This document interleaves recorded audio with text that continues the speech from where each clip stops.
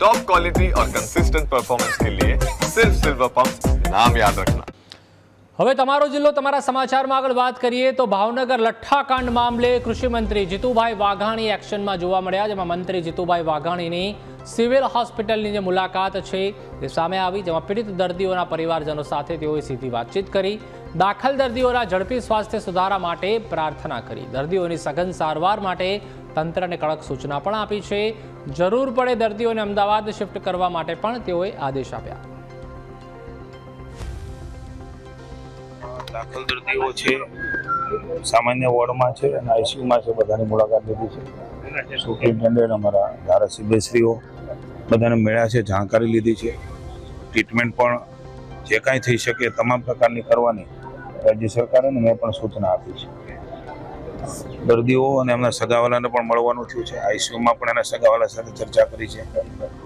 બેસ્ટમાં best try એ આપણી hospital દ્વારા થઈ રહી છે અને ભગવાનને પ્રાર્થના કરી કે બધા સ્વસ્થ થઈ અને પોતાના પરિવારમાં, પોતાના સમાજ જીવનની અંદર એ પાછા ફરે। તો રાજકોટ સિવિલ હોસ્પિટલમાં મહિલા તબીબ સાથે મારપીટની ઘટનાના પડઘા ગાંધીનગર સુધી પડ્યા છે, જેને પગલે આરોગ્ય વિભાગે સખ્ત કાર્યવાહી કરી છે। સમગ્ર ઘટનાને ગંભીરતાથી લેતા સિવિલ હોસ્પિટલના અધિક્ષક ડોક્ટર મોનાલી માકડિયાને પદ પરથી દૂર કરવામાં આવ્યા છે, જ્યારે ઓપ્થોમોલોજિસ્ટ ડોક્ટર કમલસિંહ ડોડિયાને નવા સિવિલ અધિક્ષક તરીકેની જવાબદારી સોંપવામાં આવશે। ત્યારે રાજ્યના આરોગ્ય મંત્રી પ્રફુલભાઈ પાનસેરિયાએ પણ ઘટનાને લઈને કડક કાર્યવાહીનો સંકેત આપ્યો હતો। ડોક્ટર મોનાલી માકડિયાએ અગાઉ જ પદમુક્તિ માટે રજૂઆત કરી હતી। બીજી તરફ મહિલા તબીબ સાથે બનેલી ઘટના અંગે સિવિલ ઓથોરિટી અને પરિવારજનો વચ્ચે બેઠક યોજાઈ અને સમગ્ર મામલે ગાંધીનગર વડી કચેરીને રિપોર્ટ મોકલાયો છે। ડોક્ટર અશ્વિન રામાણીને હાલ ફરજ પર હાજર ન રહેવા લેખિત સૂચના આપવામાં આવી છે અને તેમની સામે અગાઉ પણ ફરિયાદો હોવાની માહિતી સામે આવી છે, જેથી બદલીથી લઈને સસ્પેન્શન સુધીના પગલાં લેવાઈ શકે છે।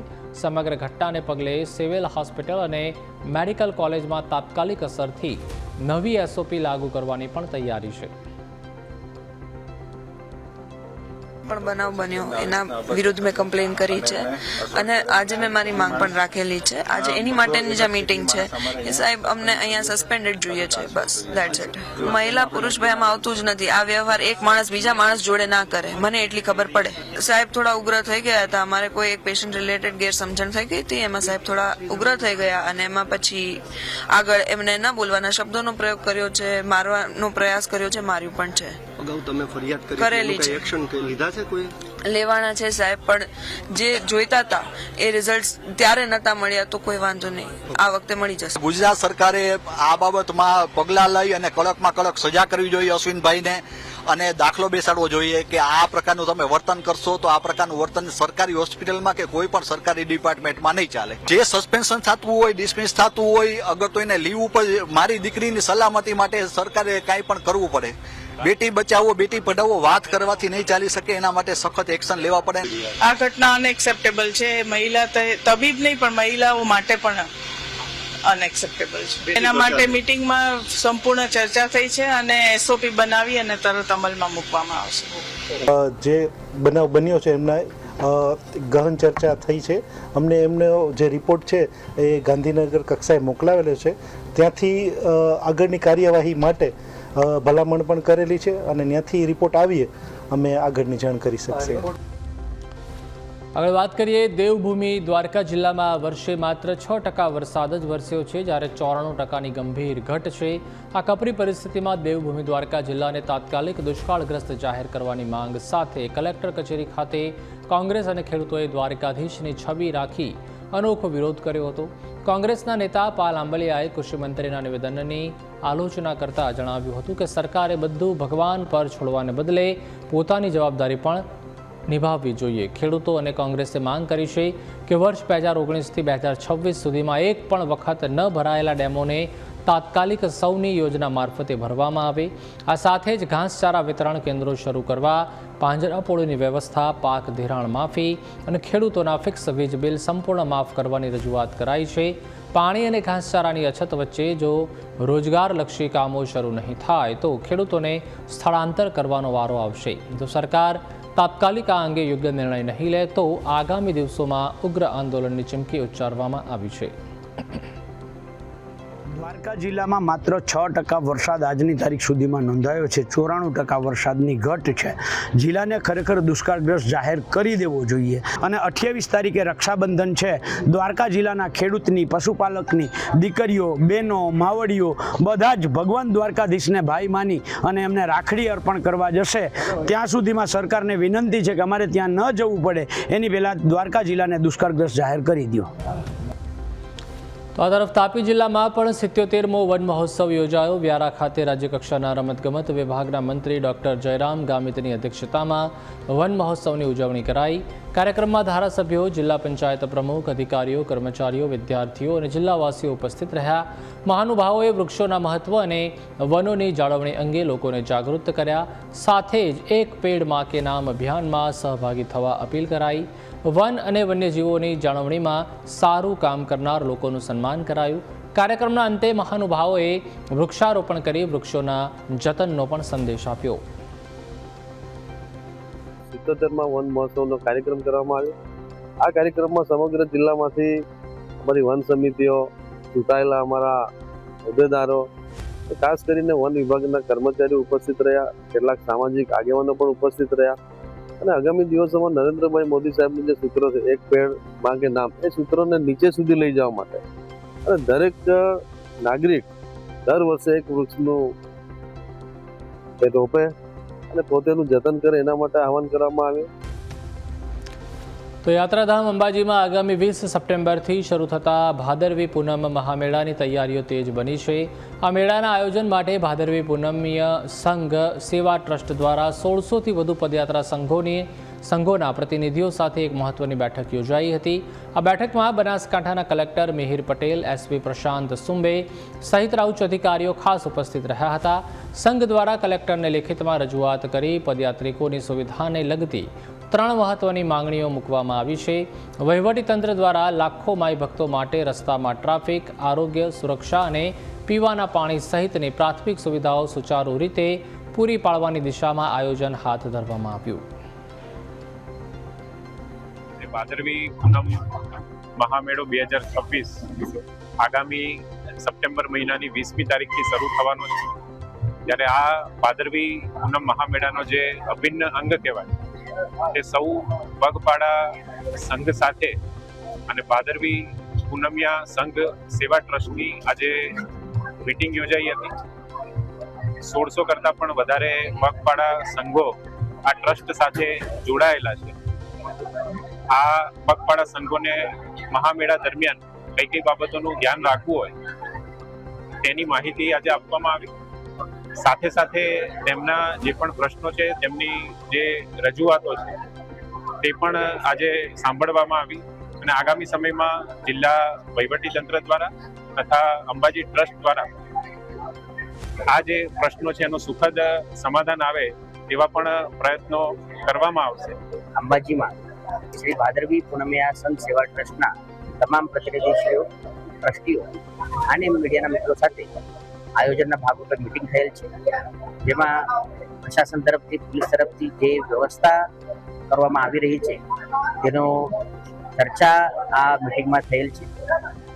સંઘના તમામ પ્રતિનિધિઓ તરફથી જે પણ સૂચન સુઝાવ હતો તે લેવામાં આવેલ છે અને તે મુજબ જે વ્યવસ્થા છે તે વ્યવસ્થામાં તે સૂચનોને રાખીને કઈ પ્રકારે પગપાળા આવનાર ભાઈ ભક્તોની સારી રીતે સેવા થાય અને તેઓનું દર્શન થાય તે મુજબની વ્યવસ્થા માટે આવનાર સમયમાં પ્રયત્ન થનાર છે. ભાદરવી પૂનમના 2026ના મહામેળામાં આ વખતે પદયાત્રા સંઘોના આજની જનરલ સભામાં પદાધિકારીઓની સાથે વિચાર વિમર્શ કરી અને 3 મહત્વના મુદ્દા વિશે અમે સૂચન કર્યા છે. એમાં સ્વચ્છતાનો મુદ્દો છે અને ફક્ત બનાસકાંઠા જિલ્લા પૂરતું નહીં પણ ગુજરાત સરકાર સમગ્ર જિલ્લામાં NGO દ્વારા અથવા સરકારી વહીવટ દ્વારા સ્વચ્છતાનો અભિગમ અપનાવે એવો અમે આજે આહવાન કર્યું છે. બનાસકાંઠાના કાંકરેજના શિહોરીમાં ઉંદરિયાવાસને અલગ ગ્રામ પંચાયત બનાવવાની માંગ ઉઠી છે. માંગને લઈને ગ્રામજનોએ રેલી યોજી હતી અને સૂત્રોચ્ચાર સાથે શિહોરી મામલતદાર કચેરી પહોંચ્યા હતા. મામલતદારને આવેદનપત્ર આપી ઉંદરિયાવાસને અલગ ગ્રામ પંચાયત બનાવવાની રજૂઆત કરાઈ. જિલ્લા ભાજપ કારોબારી સભ્ય લલિતસિંહ વાઘેલાની આગેવાનીમાં રેલી યોજાઈ હતી. ઉંદરિયાવાસમાં આશરે 650 મતદાન અને 1500 જેટલી વસ્તી હોવાનું સામે આવ્યું છે. શિહોરી ગ્રામ પંચાયતના 17માંથી 12 સભ્યોએ લેખિત સંમતિ આપી હોવાનો પણ દાવો છે. કાંકરેજના ધારાસભ્ય અને પાટણના સાંસદ ભરતસિંહ ડાભીએ પણ સંમતિ આપી છે. ત્યારે મામલતદારે માંગણી સરકાર સુધી પહોંચાડવાની ખાતરી આપી હતી. અમારી માંગણી કોઈ વ્યક્તિ પ્રત્યે નથી, કોઈ રાજકીય વિરોધ ઊભો કરવા માટે નથી કે કોઈ વિવાદો કરવા માટે નથી.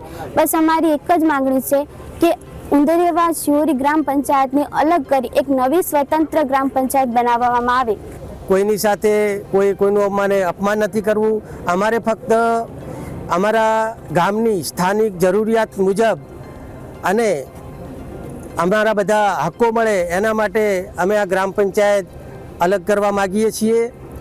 અમે લગભગ 1 મહિના પહેલાં શિહોરી ગ્રુપ ગ્રામ પંચાયતના સરપંચ સાથે મૌખિક રજૂઆતો કરી ગ્રામ પંચાયત અલગ કરવા માટે. તેમ છતાં એમણે અમારી માગણીને નકારી કાઢી છે. તેના પછી અમે સરપંચશ્રીને લેખિતમાં રજૂઆત કરી છે. ઉંદરિયાવાસના ગ્રામજનો આગેવાનો સહિત અહીંયા આવેદનપત્ર આપવા આવે. જેઓની માગણી શિહોરી ગ્રામ પંચાયતમાંથી ઉંદરિયાવાસને અલગ પંચાયત બનાવવા માટેની એમને માંગણી કરી છે. અને રજૂઆતના અનુસંધાનમાં એ લોકોએ અહીંયા અરજી આપી છે, જેમાં ઘણા ગ્રામજનોની પાછળ સહીઓ સાથેના કાગળો સામેલ રાખી છે. અમે આ અરજી નામદાર સરકારશ્રીમાં કલેક્ટર સાહેબ મારફત મોકલી આપીશું. તો જામનગર મહાનગરપાલિકાની સ્ટેન્ડિંગ કમિટીની બેઠકમાં કુલ 77.47 કરોડના વિવિધ વિકાસ કામોને મંજૂરી આપવામાં આવી છે. શહેરી ગરીબ આવાસ યોજના હેઠળ પ્રથમ તબક્કામાં 220 આવાસોના બાંધકામ માટે 67.80 કરોડ મંજૂર કરાયા છે. આ યોજના હેઠળ કુલ 584 આવાસ બનાવવાનું આયોજન છે. એરફોર્સ સ્ટેશનથી ઢીંચણા રોડ સુધીના સીસી રોડ માટે 6.4 કરોડ મંજૂર કરાયા છે. તો સ્વર્ણિમ જયંતિ મુખ્યમંત્રી શહેરી વિકાસ યોજના હેઠળ આ કામ હાથ ધરાશે. વોર્ડ નંબર 3 અને 13માં સીસી રોડ તથા બ્લોક પાથરવાના જે કામો છે તે માટે 3.5 કરોડ મંજૂર કરાયા છે. જ્યારે ગણેશનગરમાં બાબા સાહેબ આંબેડકર કમ્યુનિટી હોલ માટે 11.30 લાખની સૈદ્ધાંતિક મંજૂરી આપવામાં આવી છે. આ વિકાસ કામોથી શહેરમાં રસ્તા, આવાસ અને સામૂહિક સુવિધાઓને વેગ મળશે. જામનગરના વિકાસ કાર્યની અંદર 77.47 કરોડના કામો જે છે એને બહાલી આપવામાં આવેલી છે. અને એ કામોની અંદર ખાસ તौर पे વાત કરીએ તો શહેરી ગરીબો માટેની જે યોજના છે એમાં કુલ 584 આવાસોનું બાંધકામ કરવાનું થાય છે. હાલ પૂરતું એની અંદર 220 જેટલા આવાસો બાંધવાનું પ્રથમ ચરણનું કામ શરૂ કરવામાં આવનાર છે. અને કુલ ખર્ચ 67.80 કરોડનો એના માટે મંજૂર કરવામાં આવેલો છે. આ ઉપરાંત સ્વર્ણિમ જયંતિ મુખ્યમંત્રી શહેરી વિકાસ યોજના હેઠળ 6.04 કરોડના ખર્ચે એરફોર્સ સ્ટેશનથી ઢીચડા રોડ સુધીનું જે કામ છે સીસી રોડનું એ પણ અત્રેથી મંજૂર કરવામાં આવેલું છે. મુખ્યમંત્રી ભૂપેન્દ્રભાઈ પટેલના યુએસ પ્રવાસનો આજે 5મો દિવસ હતો. ત્યારે ન્યૂયોર્કમાં સીએમની 1-to-1 બેઠકો પણ થઈ. આઈટી કંપની કિન્ડ્રીલના ગ્લોબલ હેડ સાથે પણ બેઠક કરી. એઆઈ સ્ટાર્ટઅપ અને સ્કેલિંગમાં કિન્ડ્રીલનો સહયોગ છે. ત્યારે બ્લેકરોકના સિનિયર મેનેજિંગ ડિરેક્ટર સાથે પણ બેઠક થઈ. ગુજરાતમાં ઇટીએફની અપાર તકો અંગે પણ ફળદાયી ચર્ચા કરાઈ. એસેટ મેનેજમેન્ટના ગ્લોબલ હબ તરીકે ગિફ્ટ સિટી વિકસી રહ્યું છે. ત્યારે હોલટેક ઇન્ટરનેશનલ કંપની સાથે પણ તેઓએ ખાસ બેઠક કરી. રાજ્યમાં રિએક્ટર ઉત્પાદન અને R&D સેન્ટરમાં પણ તેઓને રસ છે.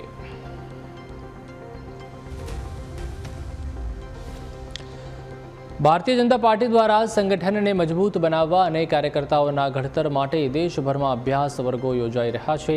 જેના ભાગરૂપે ડાંગ જિલ્લામાં પણ 3 દિવસીય જિલ્લા કક્ષાના અભ્યાસ વર્ગનું આયોજન કરવામાં આવ્યું હતું. જેમાં આશરે 55 જેટલા સિનિયર કાર્યકર્તાઓએ ભાગ લીધો હતો. ત્યારે આ શિબિરમાં પ્રદેશ કક્ષાના વક્તાઓ દ્વારા કેન્દ્ર અને રાજ્ય સરકારની લોક કલ્યાણકારી યોજનાઓ, સંગઠનની કામગીરી અને રાષ્ટ્ર પ્રથમની ભાવના અંગે માર્ગદર્શન આપવામાં આવી રહ્યું છે. આ કાર્યક્રમમાં પ્રદેશ સંગઠનમાંથી રત્નાકરજી, ડૉક્ટર પ્રશાંત કોરાટ અને સાંસદ ધવલ પટેલ ઉપસ્થિત રહ્યા હતા.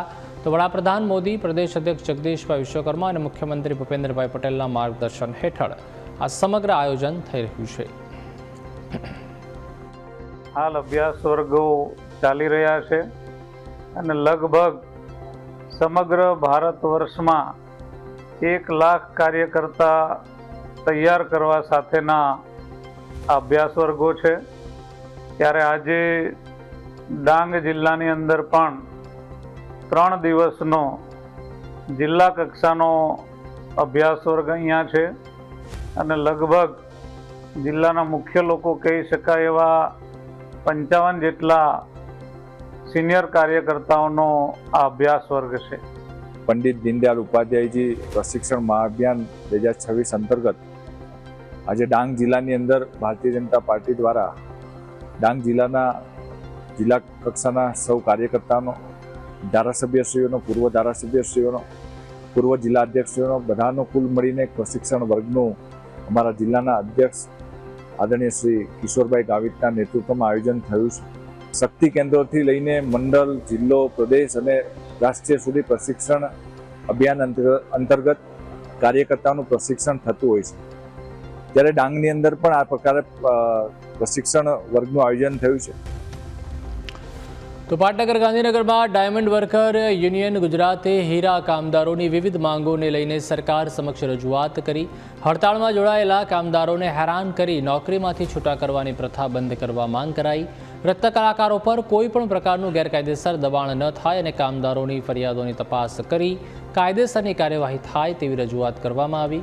સરકાર, ઉદ્યોગકારો અને કામદાર પ્રતિનિધિઓ વચ્ચે ત્રિપક્ષીય બેઠક યોજવાની પણ માંગ કરાઈ.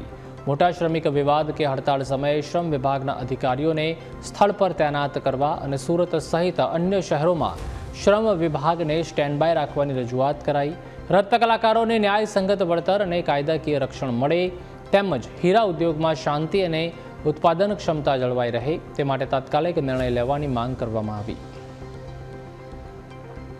અધિકારીઓની નિમણૂક કરવામાં આવે એટલા માટે આજે શ્રમ અને રોજગાર મંત્રીને વિનંતી કરવા આવ્યા છીએ કે શ્રમ અને રોજગારનો મહેકમ વધારવામાં આવે, જેથી કરી કામદારોને કાયદાનું રક્ષણ મળે.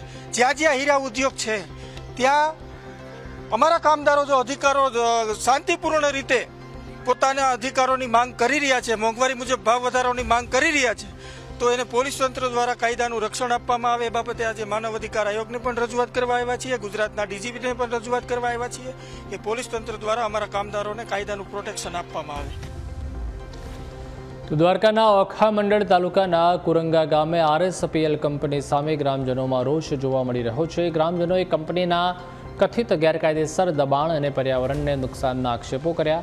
ગ્રામજનોના આક્ષેપ મુજબ કંપનીના કારણે સ્થાનિક આબોહવા, જમીન, દરિયાઈ જીવસૃષ્ટિ અને પશુપાલન પર વિપરીત અસર થઈ રહી છે. સાથે જ પ્રદૂષણ નિયંત્રણના કાયદાની કથિત અવગણનાના પણ આક્ષેપ છે. આ ઉપરાંત આગામી ગ્રામ પંચાયત ચૂંટણીને પ્રભાવિત કરવા માટે બહારના અને અસ્થાયી કર્મચારીઓના નામ મતદાર યાદીમાં ઉમેરવાના પ્રયાસનો ગંભીર આક્ષેપ કરવામાં આવ્યો. ગ્રામજનોએ સેંકડો બોગસ ફોર્મ રજૂ કરાયા હોવાનો પણ દાવો કર્યો છે. સમગ્ર મામલે ગ્રામજનોએ પ્રાંત અધિકારી અને મામલતદારને આવેદનપત્ર આપી નિષ્પક્ષ તપાસની માંગ કરી છે. કાયમી વસવાટ ન કરતા લોકોના નામ મતદાર યાદીમાંથી રદ કરવાની પણ રજૂઆત કરાઈ. ડેપ્યુટી કલેક્ટર પ્રાંત અધિકારી સાહેબને ત્યાં આવેદનપત્ર માટે આવ્યા હતા અને સમગ્ર ગામ બધું ભેગું થઈને અમે ભેગા આવ્યા છીએ.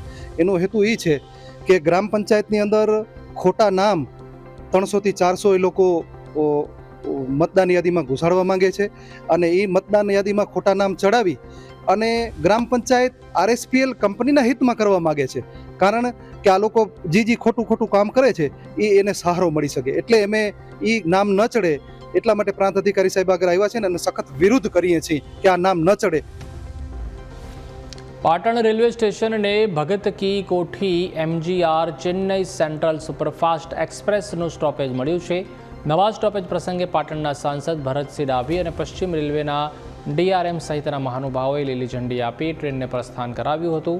30 જેટલા શહેરો અને મહત્વના રેલવે મથકોને જોડતી આ ટ્રેનના સ્ટોપેજથી પાટણ તથા આસપાસના વિસ્તારોના મુસાફરોને લાંબા અંતરની મુસાફરીમાં વધુ સુવિધા મળશે.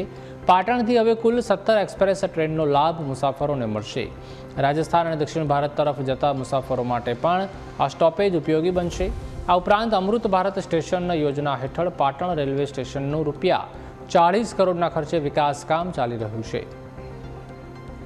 ऐतिहासिक दिन है आज, क्योंकि पाटन को चेन्नई सेंट्रल से जोड़ा जा रहा है. पाटन मीटर गेज की एक छोटी सी स्टेशन होते थे पहले.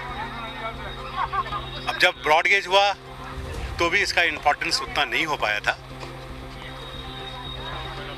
एमपी साहब के रेगुलर प्रयास से अब आज के समय में करीब 16 ट्रेनें यहाँ रुक रही हैं और आज की ये ट्रेन 17वीं ट्रेन होगी. તો બુલેટિનમાં બસ આટલું જ. વધુ સમાચાર તેમજ અપડેટ્સ માટે આપ ન્યૂઝ કેપિટલના તમામ સોશિયલ મીડિયા પ્લેટફોર્મને પણ ફોલો કરી શકો છો. હાલ મને રજા આપશો. નમસ્કાર.